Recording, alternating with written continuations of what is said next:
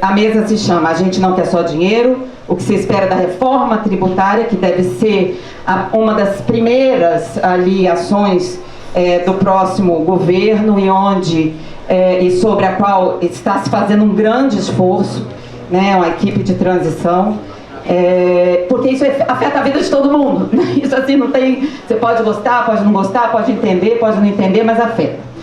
Eu vou chamar aqui o economista Rodrigo Oraí, o tributarista Luiz Gustavo Bichara, que é membro fiscal do Conselho da República, e Clara Marinho, que também é do nosso Conselho Diretor da República, e eles vão ter esse grande desafio de transformar um assunto que faz parte da vida da gente e vai fazer sempre, porque você pode ser contra ou a favor, mas isso nunca vai mudar, não é? Isso aí faz parte de todos os países, os bons e os ruins, e eu acho que esse é o desafio, entender alguns meandros e alguns conceitos. Para que a gente precisa arrecadar dinheiro? Qual a finalidade disso? E uma das primeiras coisas que a gente estava conversando aqui, né, foi sobre tributos e linguagem, né? Como a gente pode aproximar a linguagem sobre da tributação à vida das pessoas. Então, a primeira pergunta que eu faço é como a gente aproxima as pessoas do debate tributário, né? Como a gente pode simplificar a linguagem para isso, por que isso faz parte da vida das pessoas e como é que a gente pode aproximá-las do debate público sobre tributação. Bom, boa tarde a todos. Eu tenho que agradecer aos meus amigos Guilherme, Daniel, prazer estar aqui. Quando me fizeram o convite, eu falei assim, vocês enlouqueceram, né? Porque na Flip, todo mundo discutindo assuntos lúdicos, alegres. Essa hora já está bebendo, fala de reforma tributária, não tem ninguém, né? Paradoxalmente, tem uma meia de amigos aqui que vieram nos prestigiar, né? Resistente. Mas vamos tentar evitar a aridez natural desse tema e tentar responder um pouco inicialmente a pergunta que a Clara nos faz, né? Para que a gente precisa de dinheiro, que a gente precisa aumentar a carga tributária hoje? Simples, né? Até um truísmo. Todo mundo sabe que após a pandemia, o custo do Estado ficou muito maior. E como o Brasil parece ser incapaz de suprimir privilégios, não tem outro caminho a não ser aumento de tributação. E aí está todo mundo já achando que isso vai acontecer no ano que vem, que nós vamos ter reforma tributária, né? Que tudo vai acontecer. E aí que eu fiz um apanhado muito rápido para vocês de notícias. Eu vou ler o título aqui muito rapidamente, tá? Presidente Lula afirma que a prioridade do momento é a reforma tributária. Globo. Estadão. Lula propõe uma reforma tributária logo no primeiro ano de mandato. Folha. Prioridade absoluta de Lula é a reforma tributária. Não deverá tardar. Vocês acham que isso é de agora, de hoje? Isso é de 2002. São todos jornais de 2002. Aí hoje, curiosamente, eu estava ali cutucando, leio uma manchete, Haddad diz a banqueiros que a reforma tributária é prioridade do novo governo. Essa é prioridade há 20 anos, né? Então a gente tem que entender que entra governo, sai governo, isso continua na prioridade. Mas por quê? Assim, eu tenho uma hipótese que eu acho que é importante a gente tratar com clareza, e clareza é muito do que falta nesse debate. Por que você sabe que no Brasil a gente tem 3 níveis de tributação, né? Município, Estado e a União. Por que a reforma tributária não anda? Porque a União não quer. Isso é de uma simplicidade franciscana. Se eu perguntar por que a União não quer? Porque a União arrecada muito, obrigado. Então, assim, a União sabe que precisa reformar o sistema tributário, que precisa tributar melhor, de maneira mais justa, tributar mais que não paga imposto, mas para ela tá muito bom assim, deixa para mexer depois, porque qualquer mexida vai suprimir um pouco a arrecadação tributária da União. Então eu acho, claro, que essa é uma premissa assim, factual, um pouco um choque de realidade, que a gente deve encarar e entender. A gente tem hoje várias propostas de reforma tributária apresentadas, né? Talvez a gente tenha tempo e vocês tenham paciência de debater um pouco, acho que podemos debater ou não, mas o fato é que para a União está tudo bem, né? E por que eu digo isso? Só para concluir essa intervenção inicial. Por exemplo, a PEC 110, a proposta de emenda constitucional 110, que é talvez hoje a mais evoluída reforma tributária politicamente, conta com o apoio dos 27 governadores de Estado. Vocês acham que os governadores apoiam porque ela vai ser boa para o contribuinte no sentido de reduzir carga? Não, né? Vocês acham que ela apoiam porque ela será boa para a União? Não. A União vai ter arrecadação reduzida e os municípios vão ter arrecadação reduzida em prol dos estados. Então, primeiro a gente tem um problema político e eu acho que é pouco debatido. Ninguém fala nisso. A União não quer reforma tributária. Ela acha que tem que fazer, mas não dá para mexer na arrecadação agora. Nós estamos com um buraco de dívida e uma necessidade de arrecadação que é o contrário. Vai precisar que a União arrecade mais tributo. E isso é aparentemente incompatível com uma boa reforma tributária. Você não vai contar a história da música, não? Posso contar também. A gente estava ali conversando um pouco antes, que outro dia me chamaram para escrever um livro que era sobre direito e música. Aí todo mundo, até pediu também escreveu, né? E aí todo mundo fazendo artigos maravilhosos sobre 68, história bonita, música de Chico Buarque, tudo beleza. Falei, e como é que eu vou escrever uma música de tributação? Não tem, porque tributação não rende poema épico, não tem emoção. Vamos ver um filme sobre tributo? Não existe. É um assunto chato, né, gente? Não tem música. Aí achei uma, que era Taxman dos Beatles, né? Que conta uma história de um tributo inglês, que era um tributo sobre ganhos extraordinários, que era de 95%. E aí os Beatles revoltados fizeram uma música, que é a Taxman, né? Que é uma boa música, né? Maravilhosa. Ou vai tocar aí? Vou botar lá. Vai tocar depois, né, Luciano? Então tá bom. Eu queria que você também falasse como é possível fazer o debate tributário chegar na vida das pessoas. Normalmente as informações chegam assim, então o rico não paga jatinho, defenda um livro, porque livro não paga imposto. Como é que a gente pode aproximar a ideia de uma reforma tributária da vida das pessoas? Não, primeiro agradecer, né? Obrigado aí pela República, pela oportunidade, é um grande prazer. Faço eco, eu não consigo entender por que tem pessoas aqui.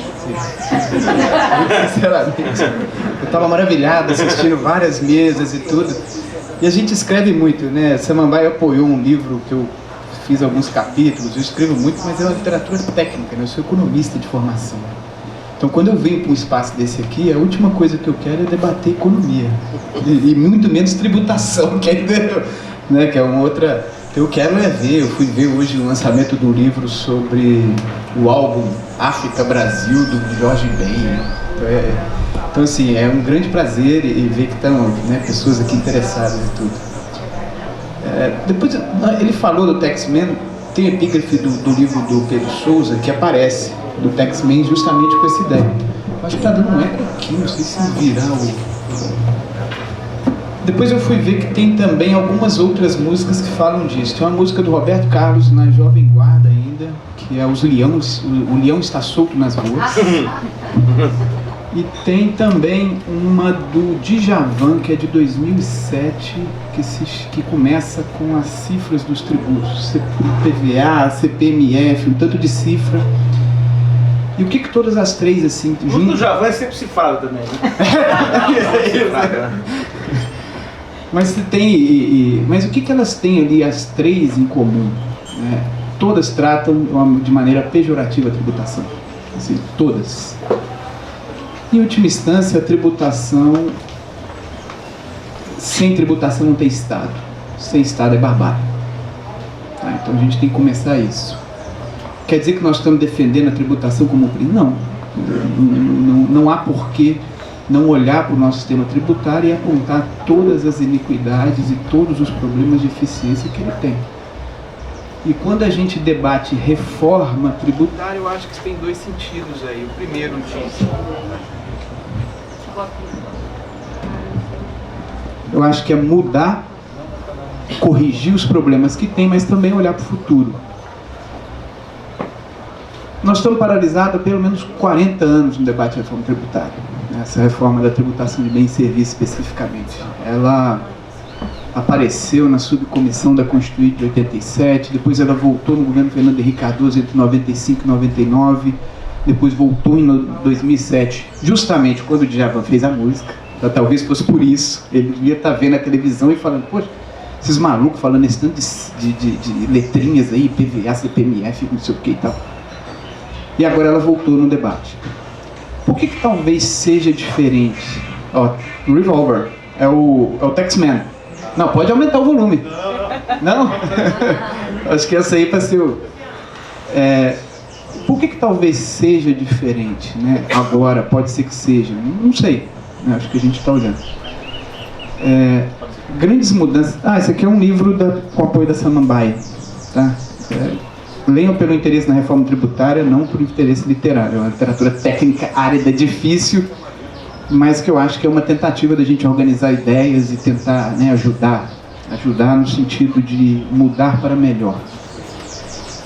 As grandes mudanças tributárias, elas aconteceram em momentos de grandes colapsos, tá? Seja as guerras, seja, né, os choques da estagflação dos anos 70, e agora a gente está vindo de grandes colapsos aí, incluindo aí a pandemia. Antes da pandemia, a grande crise internacional. Muita coisa está acontecendo no mundo em termos de tributação. E nesses momentos é quando você tem alguns deslocamentos das visões, né, dos eleitores. Porque, em última instância, a tributação é legislada, legislação é por políticos, políticos respondem aos interesses, né, dos suas bases. Não só. Mas é possível que esse tema volte aí na mesa, né? E aí, de fato, a pandemia, ela catalisou uma série de reflexões, né, sobre a necessidade de a gente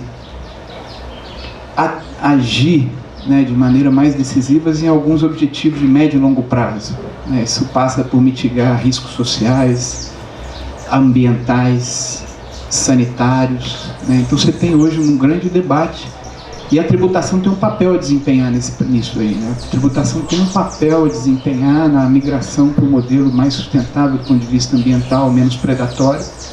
Ela tem um papel a desempenhar do ponto de vista de mitigar desigualdades sociais. Ela tem um papel a desempenhar no sentido de canalizar, né, fontes de custeio para determinadas políticas, por exemplo, de um sistema de saúde mais resiliente, né? Então é possível que esse caldo agora pode ser que, né, a gente esteja passando por um momento histórico diferente, mas eu não vou falar demais aqui não, porque eu acho que a ideia, são pessoas tão interessantes para estar aqui nesse momento, que eu acho que a ideia é a gente tentar fazer um pinga-fogo e interagir mais e responder as questões mais concretas e participar mais, ser uma coisa mais dinâmica, né? Concordo? Ninguém quer pagar imposto. Só que a gente chegou hoje num momento de país onde acho que uma convicção é importante. A gente só consegue melhorar a chaga da péssima distribuição de renda no Brasil via tributo. Não tem outra maneira, né? Assim, nunca existiu outra maneira. Não dá pra gente esperar que de uma hora para outra o brasileiro vai ser mais solidário e haverá uma distribuição de renda melhor. Não haverá. O único jeito de resolver isso é via tributo. Então, se nós, enquanto sociedade, estamos preocupados com a melhor distribuição de renda, a gente tem que pensar em termos de tributação. Isso para mim é uma coisa que a gente deve aceitar e acho que discutir legitimamente. Não se diz que ninguém quer pagar tributo, é verdade. Filosoficamente, tributo é uma norma de rejeição social, né? Ninguém quer pagar tributo. Mas a gente precisa pautar esse debate enquanto sociedade. Nós queremos uma sociedade mais justa, fraterna e menos desequilibrada, então a única solução é tributo. E aí, entra um debate um pouquinho mais chato, que é como, né? Então a gente tem aí algumas maneiras de evoluir nisso. Hoje está muito em voga um debate sobre tributação do consumo, né? Há propostas de emenda constitucional bem feitas, bem redigidas, inteligentes, que endereçam uma mudança de tributação sobre consumo, que eu acho que é um caminho. Só que, tentando polemizar aqui já um pouco nesse assunto, acho que é pouco. Nós precisamos debater o problema da tributação da renda no Brasil, né? Um dado muito rápido, né? No Brasil, hoje, 49% da arrecadação deriva, 49,7%, de consumo. E nos países da OCDE, a média é 32,4%. Já a renda no Brasil significa apenas 21%. E a média da OCDE é 34%. E se você for olhar os países, isso vai ficando cada vez mais acentuado conforme mais desenvolvido o país. O que eu quero dizer com esse dado? O Brasil tributa muito mal renda e tributa muito consumo. E qual o problema disso? Consumo é tributo de pobre, né? Eu ia falar saco de arroz, mas arroz é cesta básica. Mas um outro item qualquer, simples, banal, que é consumido por nós ou pelos estratos mais humildes da sociedade, tem a mesma tributação. A tributação de um saco de maçã é igual para todo mundo. Então, o tributo sobre o consumo ele é pernicioso sob a ótica que ele grava mais os menos favorecidos. E acho que a gente devia insistir numa discussão relevante sobre a tributação da renda, porque é aí que a gente capta manifestações de riqueza, ciclos presuntivos de riqueza que estariam aptos a ensejar uma maior tributação. E vou além. Até, eu sei que de uma maneira polêmica, mas, por exemplo, e o patrimônio? O Brasil não tributa patrimônio, salvo exceções muito granulares, mas não tributa patrimônio. Alguns países do mundo tributam patrimônio. Eu acho que a gente tem que ter essa conversa. Eu não estou dizendo que tem que tributar o patrimônio, mas acho que a gente tem que pautar o debate, né? Por exemplo, a Argentina tributa patrimônio. Acho que é um exemplo péssimo. Você tributa patrimônio e não neta. Então, o sujeito tem patrimônio de 1 milhão e tem dívida de 2, ele tributa só do 1. Mas ele não tem 1 milhão, ele tem a dívida. Tudo bem, não estou dizendo para a gente imitar o modelo, mas acho que a gente tem que pautar isso. Esse debate não está posto. Conversava de manhã com o professor Eduardo Maneira também. Por exemplo, o Brasil sempre tributou receita. E todo mundo sempre disse, mas não é uma boa ideia. Porque receita não significa nada, pode ser uma margem pequena. Pois é, mas o lucro, as empresas manobram mundialmente. Você vê hoje gigantes de tecnologia como Google, Facebook, etc., ninguém tributa nada, né? Agora, já se você tributar a receita, é inescapável. Então, às vezes, uma alíquota mais baixa sobre a receita, não sobre o lucro, pode ter um efeito poderoso. Agora, é claro, são questões muito polêmicas, né? São questões super polêmicas. O professor Ricardo Almeida está ali, discorda tudo que eu falo, depois eu tenho certeza que vai fazer uma intervenção. Mas eu acho que se a gente realmente se pretende, enquanto sociedade, ter a capacidade de enfrentar a chaga da má distribuição de renda, não tem outra solução senão essa. Tem que ser tributo. Não, é isso mesmo, né? Eu acho que hoje no debate tem duas principais reformas que estão na mesa e que devem vir no ano que vem. A primeira delas é a tributação do consumo, né? Basicamente hoje é uma miríade de siglas que estão na música do Djavan. Então você juntaria essas siglas de tributos todos, PIS, COFINS, ICMS, IPI e ISS. Trocaria isso tudo por um tributo moderno. O que aconteceria economicamente, né? Hoje nós somos um dos países que mais tributa bens e serviços do mundo. 15% do PIB, quase 14% do PIB, quase metade da carga tributária de 32%. A gente só tem paralelos com alguns países do leste europeu e países nórdicos. A gente trocaria um sistema que tributa mal e muito por um sistema que tributa muito e melhor. Só isso. É isso que essa proposta faz. Do ponto de vista distributivo, ela tem um impacto muito limitado. Embora tenha esse impacto distributivo, tá? Porque é o seguinte, hoje a gente tributa muito desigualmente bens e serviços. Alguns, cesta básica, são consumidos proporcionalmente mais pelos mais pobres. Outros, principalmente serviços de alta renda, são consumidos no topo da distribuição. Ao você trocar esse troço por uma coisa mais uniforme, tá? Todos os estudos que a gente tem feito, tem inclusive um meu, você mitigaria um pouquinho a desigualdade, mas quase nada. Essa reforma não toca em desigualdade. Se eu quero mexer com desigualdade, aí depende de que desigualdade que eu quero lidar. Se eu quero ir para os mais pobres, não é tributo, é transferência de renda. Se eu quero atingir o grosso da população, um aspecto mais amplo da população, é a melhoria da qualidade da infraestrutura e dos serviços públicos, saúde, educação, infraestrutura urbana. Agora, regular o topo da distribuição, aí só tem um saída: tributação de renda e de patrimônio. E aí tem dois problemas, eu acho que ele adiantou. Primeiro, né, a música dos Beatles era de uma época em que alíquotas marginais de imposto de renda na Europa, nos Estados Unidos e mesmo aqui, no pós-guerra, chegaram a 90%, 95%. A música é isso, né? Taxman, ele fica bravo com o auditor do fisco, porque eu acho que, como é que é? Você leva 9, eu fico com 1. Não, você leva 19, eu fico com 1. A alíquota era 95%. Tá? Você leva 19, de cada 20, eu só fico com 1. Então a revolta deles é com uma alíquota de imposto de renda 95%. Essas alíquotas deixaram de existir pós anos 70. O mundo inteiro passou por um processo de redução dos graus de progressividade dos sistemas tributários. E mais do que isso, né, um tratamento diferenciado entre o rendimento do trabalho e o rendimento do capital. É isso que escreve o Piketty, Stiglitz, todos esses autores, que viraram hits nas feiras literárias, né? Impressionante. Mesmo porque tem muita literatura nos livros dele. Eles conseguem falar de tributo com literatura. A gente não falou disso, né? É impressionante. Se você pega o texto do Piketty, nem é tão bom quanto o livro de economia. Olha que eu gosto do Piketty, mas as histórias de romance são impressionantes. Ele cita o pai Goriot, ele cita Balzac, Razão e Sensibilidade. Poxa, agora eu lembrei disso. Dá para falar, gente que não está sendo criativo o suficiente. Mas o que aconteceu foi que você começou a dar um tratamento diferenciado para a renda do capital em relação à renda do trabalho, né? E uma das consequências é que a renda do capital é muito pouco tributada em vários lugares do mundo, em particular no Brasil. O quanto a tributação pode lidar com as desigualdades raciais, com a proteção do meio ambiente e também com as desigualdades de gênero. O quanto a tributação pode dialogar com o enfrentamento dessas desigualdades e com a preservação do meio ambiente no Brasil.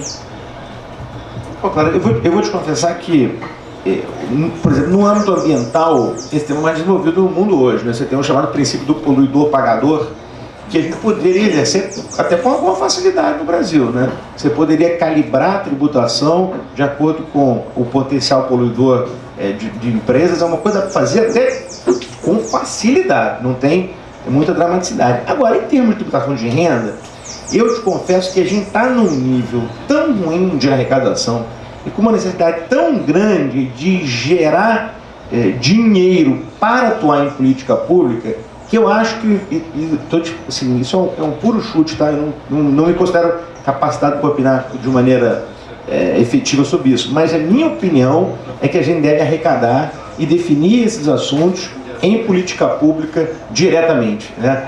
Eu acho que, como o Guilherme lembrou a todos nós aqui no início do dia, né? O lema do República é: governos importam. Então eu acho que a gente tem que discutir mecanismos efetivos de arrecadação, claro, com respeito ao direito dos contribuintes, e deve deixar esses temas na definição da política pública. Para ilustrar um pouco o que eu estou dizendo aqui, um exemplo que não é bem de desigualdade, né, racial, mas de desigualdade econômica. Vocês sabem que hoje, por exemplo, os produtos da cesta básica são desonerados. Então, hoje você tem um mecanismo indutor de política pública via tributo. Mas por que isso é imperfeito? Porque todos nós aqui nos valemos disso. A gente precisa? Normalmente não, né? Quer dizer, é muito melhor, e esse é o desenho da PEC, que esses subsídios sejam dados financeiramente. Então você dá um voucher para o sujeito que precisa, que é suficiente, adquirir aquele alimento. Mas não desonera a cesta básica, porque aquilo tem um efeito em toda a população. E gente que não precisa se vale do benefício, né? Talvez a gente possa discutir um pouquinho mais disso, não vou tomar muito tempo. E isso é a razão de ser da ideia da PEC de acabar com todos os benefícios tributários. Que eu também acho aí um pouco exagerado. Até o top. Até o top. E eu acho que tem alguns benefícios que se justificam enquanto instrumento de consecução da política pública. Então eu posso dar algum exemplo. Por exemplo, ProUni. Um aluno, ProUni hoje, que é um aluno que cursa uma universidade privada, e a universidade privada, para dar aquela vaga para o aluno carente, tem um benefício tributário, custa R$ 2.800 por ano para o governo federal. Um aluno em uma faculdade pública custa 31. Quer dizer, é muito melhor fazer ProUni. É uma política pública que funciona. Eu não acho que o demônio esteja no benefício. Eu acho que o demônio está no benefício sem controle, né? Por exemplo, a gente viu no governo Dilma muita crítica, a farra dos benefícios fiscais. Eu acho que o problema não tem mecanismo de controle do benefício. O benefício em si, ele pode ser bom ou ele pode ser mau, mas ele tem que ser controlado. Agora, claro, você não pode reduzir a tributação de folha de salário no pressuposto que o empresário vai contratar mais gente ao invés de botar o lucro no bolso. Você tem que ter, evidentemente, um parâmetro de controle para saber se ele contratou mais funcionários, ou seja, se aquela política pública se revelou bem executada, se não tributa ele normalmente, né? Então, eu acho que esse é um debate interessante, mas eu prefiro que esse dinheiro esteja na mão dos governos e eles definam a política pública. Que o gasto seja a variável fundamental. Na tributação ambiental, sim, você tem um papel seletivo, regulatório, Você pune quem tem comportamentos danosos e você usa esse recurso para incentivar práticas menos predatórias e desenvolvimento de tecnologias alternativas, etc. Então, na tributação, né, relacionada ao meio ambiente, tem um papel fundamental para a tributação, e é o que tem avançado muito ao redor do mundo. Gênero e raça, é claro que um sistema tributário regressivo, ou seja, que tributa proporcionalmente os mais pobres, e no Brasil os mais pobres têm cor, estão sobre-representados em gênero, você está, digamos, punindo, né, mais as pessoas negras, pardas e as mulheres. Corrigir isso, você mitiga um pouco, mas você não vai resolver a questão. E eu não posso pedir para o sistema tributário para resolver todos os problemas. Eu tenho que olhar para o sistema fiscal, para o conjunto das políticas públicas. Tem coisas que às vezes é melhor você fazer por um tipo de política pública do que querer corrigir. E quando você usa um instrumento que não é o melhor, dá problema. Eu acho que o exemplo que ele deu dá problema. Cesta básica. Sei lá, um exemplo didático, né? Na Bahia, camarão é um bem de consumo popular. Quando eu desonero o camarão, 20% do camarão, eu estou dando, digamos, R$10, eu estou dando R$2 para um cidadão pobre na Bahia. Acontece que na Asa Norte, lá em Brasília, ou talvez ali em Higienópolis, em São Paulo, o mesmo quilo de camarão custa 200. E, portanto, quando eu desonero 20% de um quilo de camarão, eu estou dando R$40 para um cidadão rico. Será que não é melhor, ao invés de ser 20% a alíquota, ela ser mais uniforme? Não precisa ser 20%, pode ser 15%, pode ser menor. Mas eu simplesmente faço uma política de transferência de renda e alcanço direito àquele ali. Tá? É claro que... Mas é um exemplo para dizer o seguinte, e aí você cria uma série de problemas. O sistema tributário ele é muito suscetível, né, ele tem esse problema que eu acho que o Leonardo disse, é difícil de controlar metas das políticas públicas pelo sistema tributário. Então, se desonera o camarão, o salmão entra na justiça, não sei quem entra na justiça, e daqui a pouco vai passando, você vai perder o controle, você não consegue, né, ter... O que é melhor fazer? Uma política que venha pela transferência de renda, uma política que seja de subvenção econômica. Por quê? Porque a subvenção econômica eu tenho lá, eu faço um edital, eu tenho as metas, eu tenho o projeto, as pessoas submetem, elas vão ter acompanhamento. Então, quando a gente quer uma tributação mais uniforme de bens e serviços, não é que a gente é contra desonerar, não é que a gente é contra a política social, ou a política regional, ou a política de cultura. É que a gente acha que você tem outros instrumentos para perseguir esse objetivo de maneira melhor do que simplesmente o sistema tributário. O sistema tributário desempenhar o papel dele, que é arrecadar e canalizar esse tipo de política pública, tá bom demais. Para pegar o gancho para um debate recente, por exemplo, que é a de pobreza menstrual. Então, se eu estou entendendo, de acordo com a abordagem que vocês estão trazendo aqui, ao invés de desonerar por exemplo, absorventes, trata-se de tributar normalmente, arrecadar e então distribuir. Não é isso? Eu acho. Saúde, na escola. No posto de saúde, na escola. É certo.